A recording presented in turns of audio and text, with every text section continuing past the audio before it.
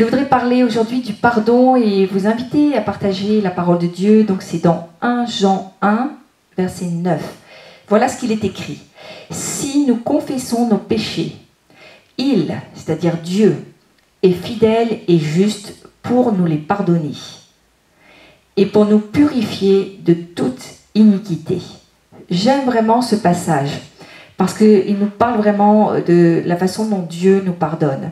C'est-à-dire que le pardon va concerner deux choses. Le pardon va concerner notre relation avec Dieu et nous voyons aussi par ailleurs dans la parole de Dieu que le pardon va également concerner notre relation avec les autres. C'est cette croix qui est à la fois verticale et horizontale qui nous parle de cela.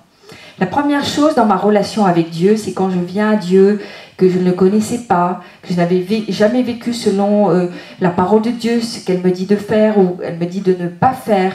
Je n'avais pas accepté personnellement Jésus comme mon sauveur. Alors ce que la Bible dit, j'étais dans un état de pécheur. J'avais besoin d'un sauveur. Et peut-être que ce jour-là, j'ai été touchée vraiment par la prédication de la croix, par la bonne nouvelle du salut en Jésus-Christ. Et à ce moment-là, je viens à Jésus et je dis, Seigneur, je reconnais que je suis pécheur. C'est-à-dire, je reconnais mon état de pécheur sans toi. Cet état de pécheur qui nous vient d'Adam et qui, après la chute, et je reconnais vraiment que je ne peux pas continuer à vivre sans toi. Et j'accepte le Seigneur Jésus comme mon sauveur personnel.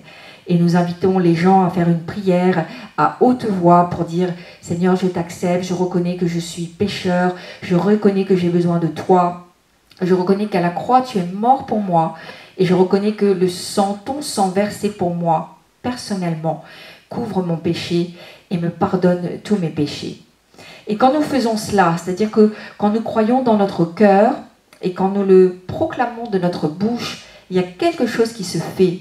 C'est que déjà, Dieu nous pardonne. Il est dit que Dieu est fidèle et juste pour nous pardonner à ce moment-là. Dieu le fait.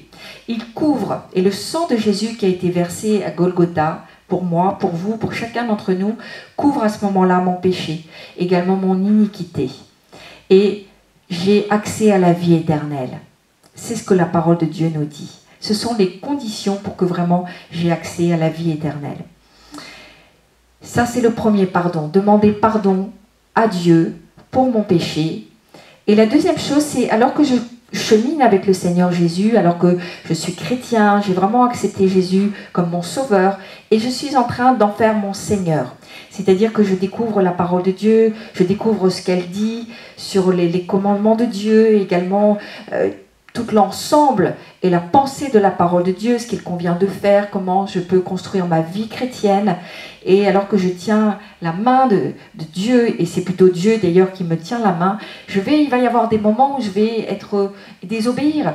Pas forcément consciemment, pas forcément volontairement, mais des fois c'est un manque de connaissance de la parole de Dieu qui fait que, alors que Dieu m'attendait à gauche, je vais à droite, et je manque le but que Dieu avait pour moi. Et à ce moment-là, ce sont ce qu'on appelle nos péchés le long de la route, et je peux demander, il est bon que je demande au Seigneur aussi pardon. Pardon parce que j'ai parlé de trop, et par ma bouche, j'ai prononcé des paroles qui étaient mauvaises, et je crois que j'ai péché par mes paroles. Je peux également avoir fait des choses qui n'étaient pas justes, pas bonnes par rapport à mes frères, etc., à mon prochain. Ça, à ce moment-là, nous demandons pardon au Seigneur. Mais ça ne remet pas en question notre salut. Notre salut nous est acquis à partir du moment où nous avons accepté Jésus comme notre Sauveur, notre Seigneur. À partir du moment où nous sommes convertis, nous avons changé notre façon de voir les choses, notre façon de faire. Nous avons dit maintenant je suis Jésus et nous avons fait notre Sauveur et notre Seigneur. Il y a eu la conversion, la part de l'homme, et la nouvelle naissance, la part de Dieu. Ça a réglé définitivement le problème de mon salut et de ma vie éternelle. Le péché que je commets, la désobéissance quotidienne, alors que je suis en marche dans la sanctification, ça ne remet jamais donc en question la vie éternelle, mais ça va nous parler des bénédictions que Dieu désire nous donner à ses enfants, parce qu'il veut que nous ayons la vie, et plus encore, Jésus a dit qu'il était venu apporter la vie en abondance. Et ça va toucher à notre qualité de vie. Si Si nous ne suivons pas ce que le Saint-Esprit désire pour nous, notre qualité de vie sera moins bonne. Si nous continuons à pécher par la parole et par toutes sortes de choses, nous péchons et ça atteint notre corps et notre âme, ça atteint la qualité de notre vie sur cette terre.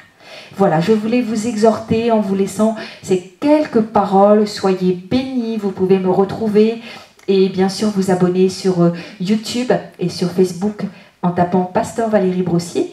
Également retrouver sur le site du ministère beaucoup de choses concernant nos séminaires et les témoignages. À très bientôt, soyez pleinement bénis, vous et votre famille.